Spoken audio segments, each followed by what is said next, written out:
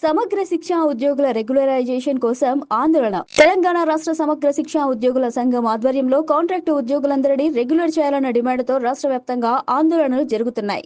ముఖ్యమంత్రి ఏకశిలా పార్క్ వద్ద సమగ్ర శిక్షా ఉద్యోగులకు ఇచ్చిన హామీ అమలు చేయాలని డిమాండ్ చేస్తూ గత 8 రోజులుగా ఈ ఉద్యమం కొనసాగుతోంది. ఈ సందర్భంగా ఫిజికల్ ఎడ్యుకేషన్ టీచర్స్ అసోసియేషన్ జిల్లా అధ్యక్షుడు వేల్పుల సురేందర్, రాష్ట్ర ఉపాధ్యక్షుడు కె రవి, ఎమ్మెల్సీ అభ్యర్థి ప్రసన్న హరికృష్ణ ఉద్యమానికి సంఘీభావం ప్రకటించారు. హరికృష్ణ మాట్లాడుతూ సమగ్ర శిక్షా ఉద్యోగులు తమ న్యాయబద్ధమైన హక్కుల కోసం పోరాడుతున్నారని, వారి డిమాండ్లను తీర్చడం ప్రభుత్వ బాధ్యతగా పేర్కొన్నారు. పెద్దపల్లి జేఏసీ అధ్యక్షుడు తిప్పన తిరుపతి, తెలంగాణ సమగ్ర శిక్షా ఉద్యోగుల సంఘం సలహాదారుడు కుంబాల సుధాకర్ తదితరులు పాల్గొన్నారు. సమగ్ర శిక్షా సంఘం తెలంగాణ తలపెట్టినటువంటి నిరవధిక సమ్మె ఈ రోజుతో 8వ రోజుకు చేరుకుంది. గత 8 రోజులుగా మేము అన్ని జిల్లా కేంద్రాలలో వివిధ రకాలైనటువంటి రూపాల్లో నిరసన దీక్షలను చేపడుతున్నాము.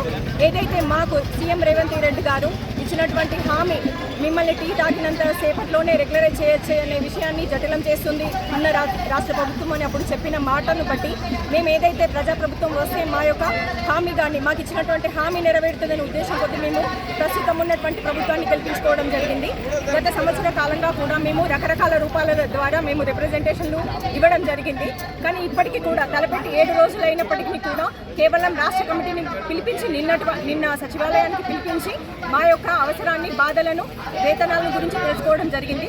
ఏదైతే ఈరోజు అసెంబ్లీలో జరుగుతున్న నేపథ్యంలో ఏదైతే విద్యాశాఖలో కేజీటీవీలలో విద్యా బోధన అనేది ఆగిపోయింది, అదేవిధంగా మండల జిల్లా స్థాయిలో కూడా పనులు ఆగిపోయిన సందర్భంలో మీరు ఖచ్చితంగా మా పైన దయతలచి, ఎందుకంటే మేము కోరుకునేది మాకు పే స్కేల్ కావాలని, రెగ్యులరైజ్ చేయాలని, అదేవిధంగా మమ్మల్ని విద్యాశాఖలో విలీనం చేయాలని మీరు అన్నారు. టీ తాగిన సమయంలోనే చేసే విషయం అని మీరు అన్నప్పుడు ఇప్పటికైనా ఆలోచించి, ఎందుకంటే అసెంబ్లీ నిన్న మొదటి రోజు జరిగింది, ఈ రోజు 2వ రోజు. ఇప్పుడు ఏదైతే అసెంబ్లీలో కూడా వివిధ రకాలుగా మీకు లేవనెత్తినటువంటి ప్రశ్నలకు మీరు మాకు ఏదైతే శుభవార్త రూపంలో వాళ్ళందరికీ తెలియపరిచి మా యొక్క దీక్ష విరమణ చేసే విధంగా సహకరించాలని మా అందరి తరఫున మేము రేవంత్ రెడ్డి గారిని మేము విన్నవించుకుంటున్నాము.